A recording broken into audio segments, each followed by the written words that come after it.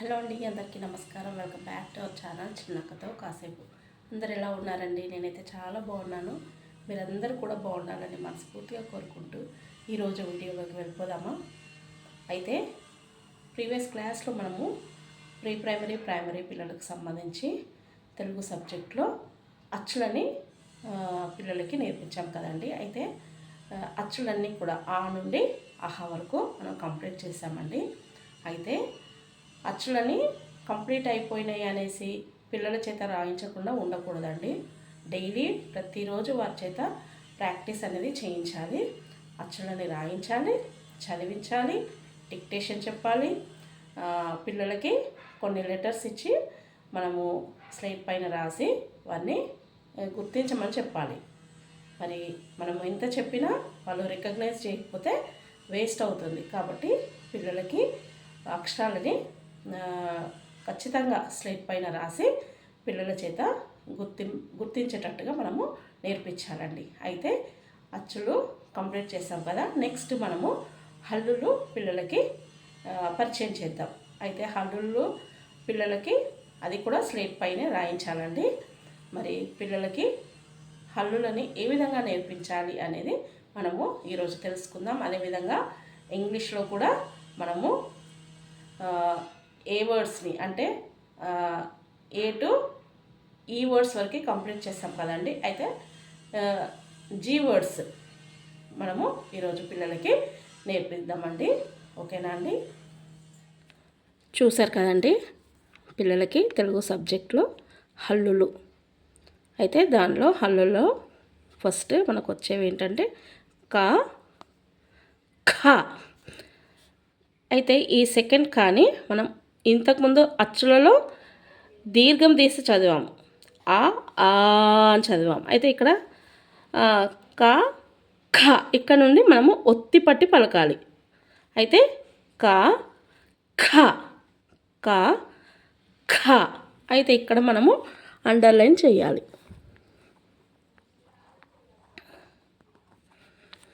ఎందుకు అండర్లైన్ చేయాలంటే పిల్లలకి వాళ్ళు గుర్తించడానికి అక్కడ ఏదైతే లైన్ మనం డ్రా చేస్తామో అక్కడ ఒత్తి పట్టి పలకాలి.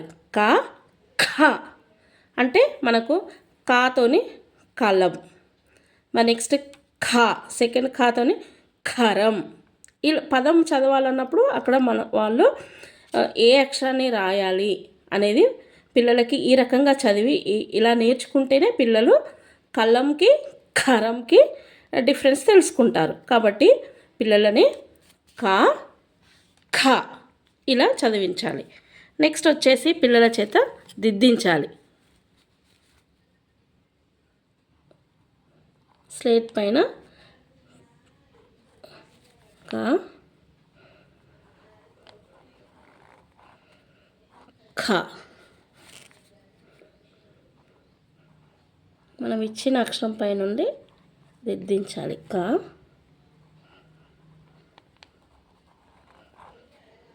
ఖ. అయితే ఇవి ఈజీ అండి పిల్లలకు చెప్పించడం. ఎస్, కాలో ఎస్ రాయమని చెప్పాలి. ఎస్కి పైన హెడ్కి రైట్ పెట్టమని చెప్పాలి. ఎస్ రైట్, ఎస్ పైన హెడ్ అని చెప్పాలి. దాని తలపై ఒక రైట్ ఇవ్వండి అని చెప్పాలి. అంటే అలా ఈజీగా అర్థం అవ్వడానికి మనం ఒకసారి చెప్తే వాళ్ళు నేర్చుకుంటారు పిల్లలు. ఇంకా నెక్స్ట్ మనం అలా చెప్పని అవసరం లేదు, రాస్తారు. తలకట్టు, ఇది యాక్చువల్గా తలకట్టు. అయితే మనము పిల్లలకి ఇప్పుడే నేర్చుకుంటున్నారు కాబట్టి వాళ్ళు ఆల్రెడీ వాళ్ళ బుక్స్లో టీచర్ కరెక్షన్ చేస్తారు, రైట్స్ వేస్తారు కదండి, అది రైట్ మార్క్ ఇవ్వమని చెప్పాలి. నెక్స్ట్ సెకండ్ ఖా నేర్పించేటప్పుడు మనము 9 నంబర్ని ఎలా రాస్తాము అని చెప్పేసి next small D, 9 small D, next U. ఇది చక్కగా దిద్దించాలి. ఇలా అని ఇలా. నెక్స్ట్ ఒక 1, 9 డి, యూ. అయితే ఇలా పిల్లలకి మనము ఈజీగా ఉండేటట్టు చెప్పాలి. చెప్తే వారు ఈజీగా నేర్చుకుంటారు. కా, ఖ. ఓకేనా అండి? ఇది 2 లెటర్స్నే నేర్పించాలి. మనము ఫాస్ట్గా అయిపోవాలని క ఖ గ ఘ ఇన్య అలా నేర్పించొద్దు. 5 లెటర్స్ని మనము పిల్లలకి ఎప్పుడు కూడా నేర్పించొద్దు. వర్ణమాల అక్షరమాల అనేది మనం పిల్లలకి ఎంత స్లోగా నేర్పిస్తే అంత మంచిది. ఎందుకంటే పిల్లలు ఫాస్ట్గా నేర్చుకొని తప్పులు రాసే కంటే స్లోగా నేర్చుకొని ఇంకా ఇది వాళ్ళ లైఫ్ లాంగ్ గుర్తుండిపోయేవి కాబట్టి మనము స్లోగానే వెళ్ళాలి. మనం ఫాస్ట్గా మాత్రము వెళ్ళొద్దు. ఓకేనా అండి? ఇది తెలుగుకి సంబంధించి. నెక్స్ట్ ఇంగ్లీష్లో మనము నిన్న క్లాస్లో మనము ఈఎఫ్ నేర్చుకున్నాం. ఈ లెటర్తో నేర్చుకున్నాము. ఈ లెటర్ ఆల్రెడీ నేను ఎప్పుడో చెప్పాను, మొన్నటి క్లాస్లో 2 days బ్యాక్ చెప్పాను. అయితే నిన్నటి రోజు మాత్రము ఎఫ్తో చెప్పాను. అయితే అవి కూడా పిల్లల చేత ఏ నుండి ఎఫ్ వరకు రాయించండి. ఏ ఫర్ యాపిల్ నుండి నెక్స్ట్ ఎఫ్తో ఫ్రాగ్ వరకు మీరు రాయించండి. కంప్లీట్గా అన్నీ రాయించండి. డిక్టేషన్ చెప్పండి, ఓరల్గా అడగండి. మీరు పిల్లలకి ఈ 3 చేయించాలి. రైటింగ్ ఉండాలి, ఓరల్ ఉండాలి, నెక్స్ట్ డిక్టేషన్ కూడా ఉండాలి. పిల్లలకి మనం ఈ 3 ప్రతిరోజు నేర్పించాలి. నెక్స్ట్ వచ్చేసి ఈరోజు G words. G for goat, GOAT goat, GOAT goat, ఇలా GOAT goat. Next girl, GIRL girl. Goat అంటే మేక, గర్ల్ అమ్మాయి, GIRL girl. Next GATE gate. ఇవి తెలుసు కదండి. Goat, girl, gate. GATE gate, GOAT goat, GIRL girl, GATE gate. ఇలా పిల్లలకి G వర్డ్స్ని నేర్పించండి. ఇవి కూడా స్లేట్లో పెట్టించండి, దిద్దించండి, నోట్బుక్లో రాయించండి. ఓకేనా అండి? ఇది ఇంగ్లీష్కి సంబంధించిన వర్డ్స్ అండి. ఓకే, చూసారు కదండి. మరి పిల్లలకు హల్లులని ఇంగ్లీష్లో జీ వర్డ్స్ని ఏ విధంగా నేర్పించాలో. అయితే మనము వీటితో పాటు మనం LSRW గురించి తెలుసుకుంటున్నాం కదండి. లాంగ్వేజ్ స్కిల్స్ లో మనము పిల్లలకి ఎల్ అంటే ఏంటి అనేది మనం తెలుసుకున్నాం. అంటే లిజనింగ్.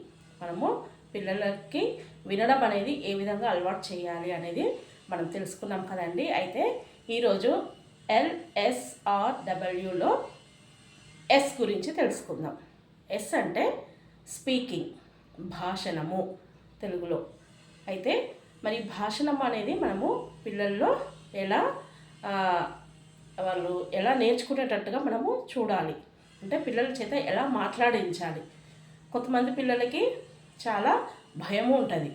అంటే వారు మాట్లాడాలి, ఇంట్లో మాట్లాడతారు, క్లాస్లో అయినా సరే బయటికి వెళ్ళినప్పుడు మాట్లాడలేరు. కాబట్టి మనము పిల్లలకి మాట్లాడించడం అనేది చాలా ఇంపార్టెంట్. వినడం ఎంతైతే ఇంపార్టెంటో మాట్లాడడం అనేది కూడా అంతే ఇంపార్టెంట్. మనము పిల్లలని ఇంట్లో అయితే మనము పిల్లలకి నచ్చినవి, వారికి ఏ కలర్స్ అంటే ఇష్టము, లేకపోతే ఒక స్టోరీని మనం చెప్పినప్పుడు వాళ్ళు వింటారు కదా, దాన్ని మళ్ళీ మనకు చెప్పమని చెప్పాలి. దానివల్ల ఎలా మాట్లాడాలి అనేది పిల్లలకి తెలుస్తుందండి. నెక్స్ట్ పాటలు పాడించడం, వారికి ఇష్టమైన యాక్టివిటీని వారు చేసి చూపెట్టడం. అంటే మాట్లాడాలి, దాంట్లో మాట్లాడాలి, ఖచ్చితంగా మాట్లాడేటట్టుగా. వారికి ఏ స్పోర్ట్స్ ఉంటాయి కదండి, ఏ ఆటలు అంటే ఇష్టము, ఆ ఆట గురించి చెప్పమని చెప్పాలి. నెక్స్ట్ మూవీస్ ఉంటాయి, కార్టూన్ నెట్వర్క్స్ వాళ్ళు చూస్తూ ఉంటారు. దాంట్లో పిల్లలకి ఇష్టమైన క్యారెక్టర్ ఉంటుంది, వాటి గురించి అది ఎందుకు ఇష్టము, నచ్చితే ఎందుకు నచ్చుతుంది, నచ్చలేదు అంటే అది ఎందుకు నచ్చలేదు, ఈ రెండు కూడా పిల్లల చేత చెప్పమని చెప్పాలి. అదే మాట్లాడడం అనేది. కాబట్టి పిల్లల చేత ఆ రకంగా మనము మాట్లాడించాలి. క్లాస్లో టీచర్స్ మాట్లాడిస్తారు, వారికి ఏదో ఒక యాక్టివిటీని పిల్లల చేత చెప్పాలి అని చెప్తారు. కానీ పిల్లలు ఏంటంటే కొంత మొహమాటము, కొంచెము వారు సిగ్గుపడుతుంటారు, షైగా ఫీల్ అవుతారు. కాబట్టి పిల్లలు ఖచ్చితంగా మనం ఇంట్లోనే కొంచెం వరకు నేర్పించాలి. ఎందుకంటే వారు మనకు మార్నింగ్ నైట్ పడుకునేటప్పుడు మనకు పిల్లలు దగ్గరలో ఉంటారు. కాబట్టి వారికి చిన్న చిన్నగా మాట్లాడించడం, పేరెంట్స్ గురించి చెప్పమని చెప్పాలి, సిబ్లింగ్స్ గురించి, నెక్స్ట్ గ్రాండ్ పేరెంట్స్ గురించి, వాళ్ళు ఎందుకు ఇష్టము, వాళ్ళలో మీకు నచ్చే క్వాలిటీస్ ఏంటి అనేది పిల్లలను అడగాలి. ఇష్టమైన ఫుడ్ ఏంటి దాని గురించి చెప్పమని చెప్పాలి. అలా వాళ్ళు మాట్లాడుతూ ఉంటే మనం వినాలి. కొంతమంది పేరెంట్స్ ఏం చేస్తారంటే వాళ్ళకి ఏదో వర్క్ బిజీలో ఉండి పిల్లలు మాట్లాడుతుంటారు, స్కూల్లో జరిగినవి చెప్పాలని ఆశగా వస్తారు. కానీ పేరెంట్స్ ఏంటంటే వాళ్ళ బిజీలో ఉండి పిల్లల్ని ఆ తర్వాత చెప్తూలే, ఇప్పుడు కాదు, ఇప్పుడు టైం లేదు నాకు అని అలా ప్రతిరోజు అది ఒక రొటీన్గా వాళ్ళు చెప్పేవి అనమాట అలా. కాబట్టి పిల్లలు ఏం చేస్తారంటే ఇంకా మాట్లాడకుండా ఉండిపోతారు. కాబట్టి మనం ఎంత బిజీ ఉన్నా సరే పిల్లలకి 5-10 మినిట్స్ మనము వారికి కేటాయించాలి, వాళ్ళతో మనం స్పెండ్ చేయాలి. చేస్తేనే పిల్లలు కూడా ఆ మాట్లాడడం అనేది నేర్చుకుంటారు. మాట్లాడడంలో ఏ ఏ ఏ రకంగా మాట్లాడాలి, ఎప్పుడు మాట్లాడాలి అనేది కూడా నేర్చుకుంటారు. కొంతమంది పిల్లలకి ఏంటంటే ఎప్పుడు మాట్లాడాలి, ఎప్పుడు మాట్లాడకూడదు అనేది తెలియదు. మన ఇంటికి రిలేటివ్స్ వస్తారు, వచ్చినప్పుడు మనం ఒక విషయాన్ని చాలా సీరియస్గా మాట్లాడుతూ ఉంటాము, ఏదైనా ఒక టాపిక్ గురించి. అప్పుడు పిల్లలు మధ్యలో దూరేసి మాట్లాడుతూ ఉంటారు. అది ఇక్కడ ప్రైమరీ స్టేజ్లో పిల్లలకి మాట్లాడడంతో పాటు ఎప్పుడు మాట్లాడాలి, ఎప్పుడు మాట్లాడకూడదు అది కూడా ఒక పార్టేనండి ఇందులో నేర్పించడం అనేది. ఖచ్చితంగా పిల్లలకి ఆ విధంగా నేర్పించాలి. మన మెయిన్ కాన్సెప్ట్ అయితే వాళ్ళతో మాట్లాడించాలి, ఎక్కువ మాట్లాడించాలి. వాళ్ళు జస్ట్ కామ్గా కూర్చుంటే వారికి ఏమీ రాదు. ఎందుకంటే వాళ్ళు చదువుకునే పిల్లలు, ఇంకా వాళ్ళు ఎంతో చదువుకోవాలి, స్టడీస్లో ఇంకా పైకి రావాలి. కాబట్టి వాళ్ళు అలా మాట్లాడకుండా ఉంటే అది వాళ్ళకి ఖచ్చితంగా నష్టమే. కాబట్టి మనం పిల్లల చేత మాట్లాడించడం వల్ల వాళ్ళు రేపు స్కూల్కి వెళ్ళిన తర్వాత వాళ్ళు టీచర్స్తో బాగా కనెక్ట్ అవుతారు. కాబట్టి పిల్లల చేత మనము మాట్లాడించాలి. టీచర్స్ దగ్గర భయపడకుండా ఉంటారు. వారికి ఏదైనా డౌట్ వస్తే వాళ్ళు మాట్లాడతారు, అడుగుతారు. కాబట్టి అలా వాళ్ళకు వచ్చే డౌట్స్ని క్లారిఫై చేసుకుంటారు. కాబట్టి పిల్లల చేత మనము మాట్లాడించడం అనేది మనం చక్కగా నేర్పించాలి. చిన్న చిన్న కథలు చెప్పడము, చిన్న చిన్న గ్రేట్ పర్సనాలిటీస్ ఉంటారు కదండి, అబ్దుల్ కలాం ఆజాద్, స్వామి వివేకానంద, జవహర్లాల్ నెహ్రూ, గాంధీ, ఇలా వీళ్ళ గురించి మనం పిల్లలకి చెప్పి వాళ్ళని చెప్పమని చెప్పాలి, వాళ్ళ చేత మాట్లాడించాలి. మీకు ఎంత అర్థమైంది అది మాకు చెప్పండి అని చెప్పేసి ఆ విధంగా పిల్లల చేత మాట్లాడించాలి. వాళ్ళ హాబీస్ గురించి మనము వాళ్ళనే చెప్పమని చెప్పాలి. ఇలా ప్రతి ఒక్కటి పిల్లల చేత మనము చెప్తే వారు మాట్లాడతారు. ఆ మాట్లాడడం అనేది కూడా ఒక కళ, ఆర్టే కదండి మాట్లాడడం. కాబట్టి అది పిల్లలకి మనం చిన్నప్పటి ఈ ప్రైమరీ స్టేజ్లో నుండే నేర్పించాలి. వాళ్ళు పెద్దగా అయిన తర్వాత నేర్చుకోరు. ఒకవేళ కొంతమంది నేర్చుకుంటారు, వారికి ఇష్టమైతే మాట్లాడతారు, ఇష్టం లేని పిల్లలు అలా కామ్గా ఉంటారు. అంటే ఎదుటి వాళ్ళు చెప్పేది వినుకుంటూ దాన్ని ఎంజాయ్ చేస్తారు, కానీ వాళ్ళైతే మాట్లాడరు. కానీ మనము ఈ స్టేజ్లో కనుక వినడము, మాట్లాడడము, చదవడము, రాయడం, ఈ 4 స్కిల్స్ని మనము డెవలప్ చేస్తే పిల్లలు అన్నిట్లో ముందుంటారండి. కాబట్టి మనం పిల్లలకి ఆ రకంగా మాట్లాడించడం అనేది నేర్పించాలి. ఓకేనా అండి? మరి ఈ వీడియో కనుక మీకు నచ్చినట్టయితే లైక్ చేయండి, షేర్ చేయండి, కామెంట్ చేయండి, సబ్స్క్రైబ్ చేయండి, మీ ఫ్రెండ్స్కి ఫార్వర్డ్ చేయండి. మీకు ఈ వీడియో నచ్చితే లైక్ ఖచ్చితంగా ఇవ్వండి. ఎందుకంటే ఇది మీరు ఇచ్చే లైక్స్ వల్ల కొంతమందికి, అంటే ఈ వీడియోస్ ఎవరికైతే ఉపయోగపడతాయో పిల్లలకి కొంతమందికైనా ఉపయోగపడతాయి, కొంతమందికి ఇది నోటిఫికేషన్ రూపంలో పోతుంది. కాబట్టి వాళ్ళకి ఉపయోగపడతాయి. అందుకని మీరు ఖచ్చితంగా లైక్ చేయండి. ఓకేనా అండి? మరొక మంచి వీడియోతో మీ ముందుకు వస్తాను. బాయ్ అండి.